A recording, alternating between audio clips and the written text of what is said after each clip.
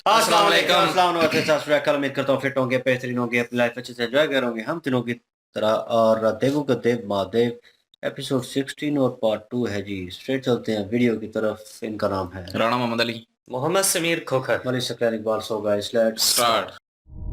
आप ही कुछ कहिए, समझाइए इन्हें। चंद्रमा का इस महासभा में सम्मिलित होना मुझे तो बहुत डर लग रहा है। जो भी कुछ होगा अच्छा ही होगा, सबके भले का ही होगा। संभवतः चंद्रमा ही उस महान परिवर्तन का कारण बन जाए।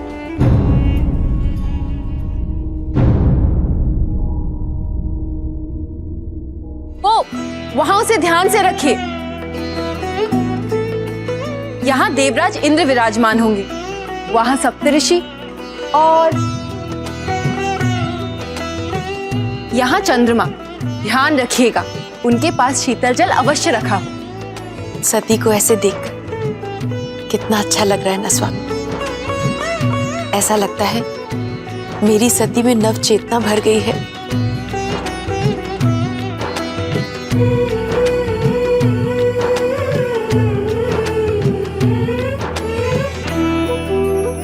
तुम हमारे परिवार की सबसे छोटी सदस्य हो, फिर भी संस्कारों के बारे में तुम्हारा ज्ञान और सबसे कहीं अधिक है। वो इसीलिए क्योंकि मैं आपकी पुत्री हूँ। नहीं, इसका एक कारण और भी। जब तुम अपने माता के गर्भ में थी तो मैंने उन्हीं के समीप बैठ मनुष्य जीवन के 16 संस्कारों की रचना की थी। वैसे तो हमारी सारी बेटियों में कोई ना कोई गुण अवश्य है, किंतु तुम में तो मानो वो सारे गुण एक साथ समाये हुए हैं सती। मुझे जो कुछ भी मिला है आप दोनों से ही तो मिला है। मैं रोहिणी और रेवती दीदी से मिलने के लिए बहुत व्याकुल हूँ। पता नहीं कब चंद्रमा उन्हें लेकर यहाँ आएंगे।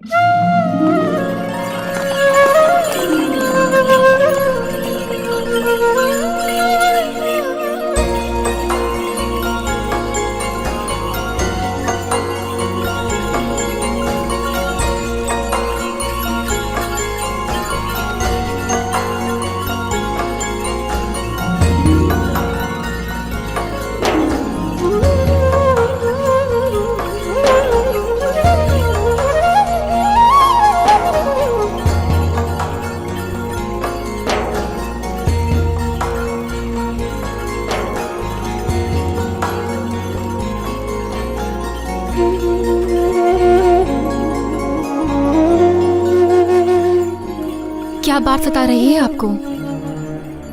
आपके पिता का निमंत्रण हमें समझ में नहीं आ रहा। अचानक ये सब कुछ क्यों? कोई बात हो, ये अनिवार्य तो नहीं। हो सकता है पिताजी ने ऐसे ही। बिना किसी कारण आपके पिता कुछ नहीं करते। उनके दिमाग में क्या चल रहा है ये कोई नहीं जानता। महासभा की बैठक तो हर समय बुलाई जाती है, इसमें इतनी आश्चर्य वाली बात कौन सी है? बल्कि महामंडल के विषय में विचार करने के लिए आपको आमंत्रित करना इस बात का साफ प्रमाण है कि पिताश्री आपको कितना महत्व देते हैं। आप बिल्कुल भी चिंतित मत होइए, सब कुछ ठीक होगा। अच्छा, हम रेवती दीदी को साथ लेके जाएंगे। और कोई विकल्प है क्या? पहले हम अपने माता पिता से मिलने जाएंगे, उसके बाद रेवती को साथ लेते हुए प्रजापति के भवन के लिए प्रस्थान करेंगे। शिव और शक्ति को मिलवाने के लिए आप चंद्रमा को संकट में ना डालिए। अनसुईया, आप माँ हूँ उसकी चिंता करना मेरी प्रवृत्ति है। उसकी मां होने के नाते आपको तो प्रसन्न होना चाहिए कि आपका पुत्र इतने महत्वपूर्ण कार्य के लिए चुना गया है। सारा ब्रह्मांड धन्य होगा। हमें तो गर्व होना चाहिए उस पर। जो होना है वो होके रहेगा। भाग्य तो जन्म के समय ही निश्चित हो जाता है।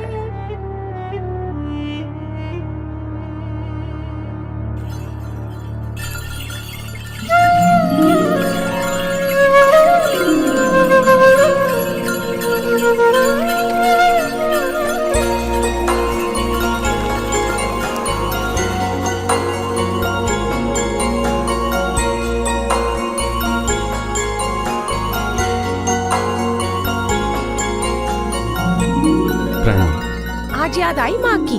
प्रतिदिन आती है माँ। रोज रात को जागकर वहां से तुम्हें तो देखता हूँ। और दिन में याद नहीं आती? अब रात भर जागूंगा तो दिन में तो सोऊंगा ना।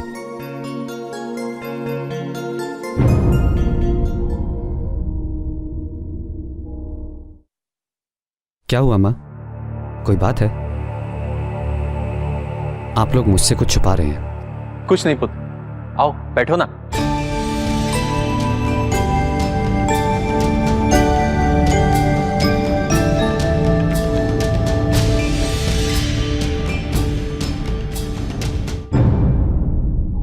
कोई बात है माँ?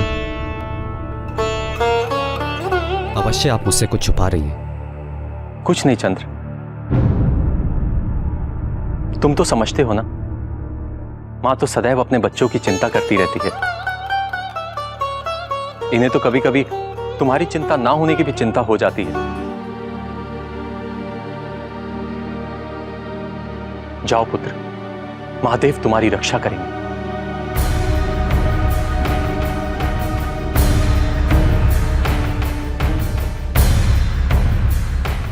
आज्ञा दीजिए।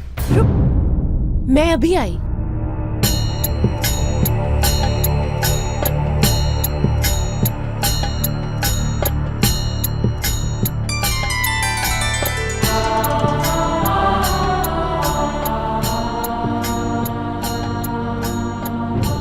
चंद्र,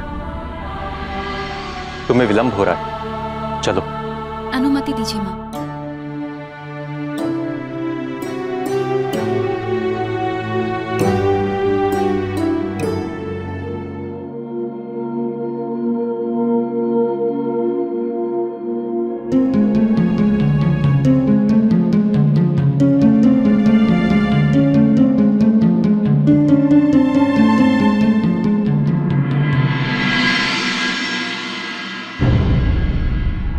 यदि उसे सचेत कर देते तो क्या हो जाता?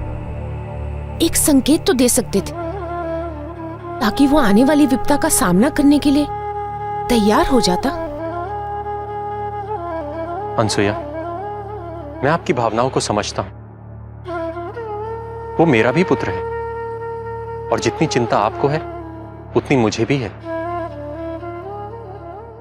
जानती हैं क्यों? क्योंकि मैं अपनी सारी चिंताएं भोलेनाथ के चरणों में रख देता हूं।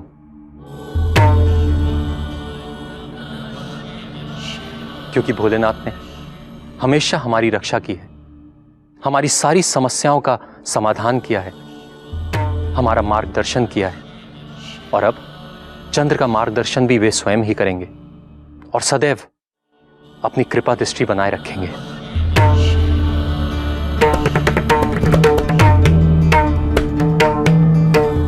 जी बिल्कुल जी। यहाँ पे शिव भगत ऋषि जी जो हैं वो आए हुए हैं और उसके बाद चंद्रमा की जो माता जी हैं और चंद्रमा के जो पिताजी हैं उनसे वार्तालाप हो रही है। और ऋषि जी ने यहाँ पे कुछ ऐसी बातें की हैं जो हमें दिखाई नहीं गई, लेकिन रहस्य जो है वो तो जरूर शिव जी से जुड़ा हुआ है। कोई ना कोई राज ऐसा है जो यहाँ पे शेयर किया गया इनके साथ, जिसको सुनने के बाद माता जी जो है वो काफी ज्यादा परेशान थी और वो सोच रही थी कि मेरे बेटे को इस मुश्किल काम में ना डाला जाए। लेकिन ऋषि जी जो हैं उन्होंने ये बताया है कि हो सकता है कि इस काम के लिए आपके बेटे को चुना गया हो, कि इतना बड़ा काम जो होने जा रहा है उसका कारण जो है, उसकी वजह जो है वो आपका बेटा बन जाए। और नसीब जो है वो तो पैदा होते ही इंसान के लिख दिए जाते हैं। जो होना है वो तो होके रहना है, होनी को कोई टाल नहीं सकता। तो इसलिए आप अपने बेटे को अलविदा कीजिए, आशीर्वाद दीजिए। हालाँकि पिताजी जो हैं वो भी फ़िक्रमंद तो हैं। पहले माताजी चाहती थी कि माँ जो है वो ना जाएँ और पिताजी जो हैं वो उनकी जगह पे चले जाएँ। लेकिन पिताजी जो चंद्रमा के हैं, उन्होंने बताया कि आखिर कब तक उनकी जगह पे उनके काम मैं करूँगा। आखिर उन्हें अपनी ज़िम्मेदारी सँभालनी ही होगी। इस महासभा को जिस भी मकसद के लिए दर्शाया जाना है या जिस भी मकसद के लिए इस सारी महासभा को बुलाया जा रहा है, तो आप इनको जाने दीजिए। अब ये इनका काम है, ये इनकी ज़िम्मेदारी है, वो खुद उस कंडीशन को हैंडल कर लेंगे। वहाँ पे जो भी मामलात होंगे, चंद्रमा जो हैं वो खुद भी सरप्राइज़ हैं इस बात को लेकर के वहाँ पे पता नहीं क्या होगा। लेकिन उनकी जो वाइफ़ है वो कह रही हैं कि क्या होना है, एक महासभा बुलाई जा रही है, इसमें और क्या कारण हो सकता है? उन्होंने कहा कि आपके जो पिताजी है ना, वो कोई भी काम बिना किसी वजह के नहीं करते, कोई ना कोई तो बड़ा काम है जिसमें हम जा रहे हैं, जिसकी वजह से जा रहे हैं। वहां पे अगर देखा जाए तो सती जी जो हैं वो बहुत अच्छे से इंतजामात कर रही हैं। जनाब जितने भी बड़े देवता और जिन जिन ने ऋषियों ने भी आना है, तो सबका स्थान जो है वो सजा रही हैं, दासियों को वो बता रही हैं कि किस स्थान के ऊपर किस किस को बिठाया जाए और क्या क्या चीज उनके पास होना जरूरी है। बिल्कुल जी। और सती जी जो है वो इंतजामात करवा रही हैं। एक तरफ जो है वो इंद्र जी के बैठने का इंतजाम हो रहा है, एक तरफ जो है चंद्रमा का जो है वो बैठने का इंतजाम हो रहा है। और दोनों बहनों की जिक्र किया है। और यहाँ पे तो जो है वो पहले बताया गया कि चंद्रमा के साथ जो है वो दोनों विवाही हुई हैं। लेकिन यहाँ पे तो एक ही जो है वो उनकी बहन जो है वो दिखाई गई है। और अभी मुझे पता नहीं है, क्योंकि हो सकता है कि वो इंद्र जी के साथ दूसरी यूं तो विवाही हुई। तो लेकिन ये तो आगे पता चल ही जाएगा। लेकिन अभी तक तो एक ही जो है वो नजर आई हैं।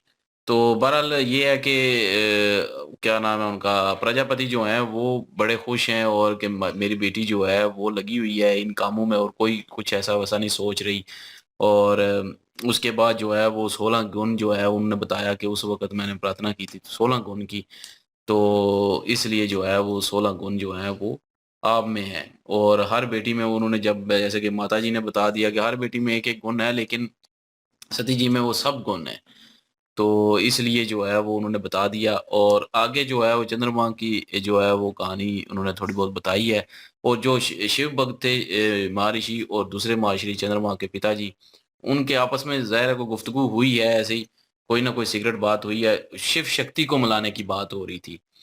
तो उन्होंने, क्योंकि आखिर में जो है वो जब आए थे तो उस वक़्त कह रहे थे कि शिव शक्ति को मिलाने के लिए जो है वो चंद्रमा जो है वहाँ पे मुसीबत ना पड़ जाए।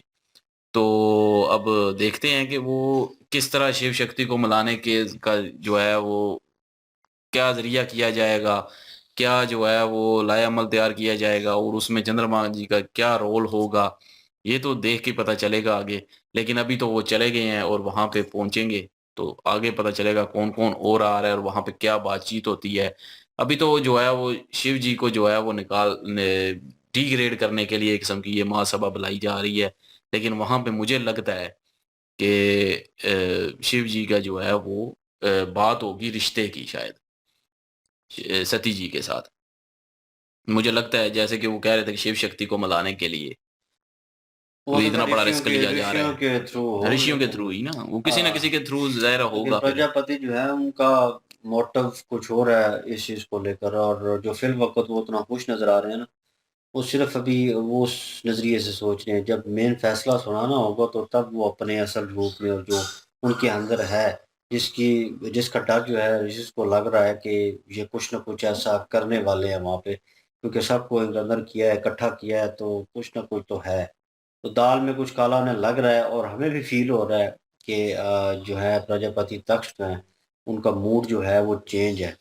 और लेट्स सी, देखते हैं वो क्या अभी फ़ैसला करते हैं। तो अभी वो इकट्ठे होने वाले हैं। तो प्लीज़ लाइक, शेयर, सब्सक्राइब कर दें। इंशाल्लाह मिलते हैं नेक्स्ट वीडियो में। अपना ख्याल रखिएगा, दुआ में याद रखिएगा। तब तक के लिए अल्लाह अल्लाह हाफ़िज़। हाफ़िज़, पीस।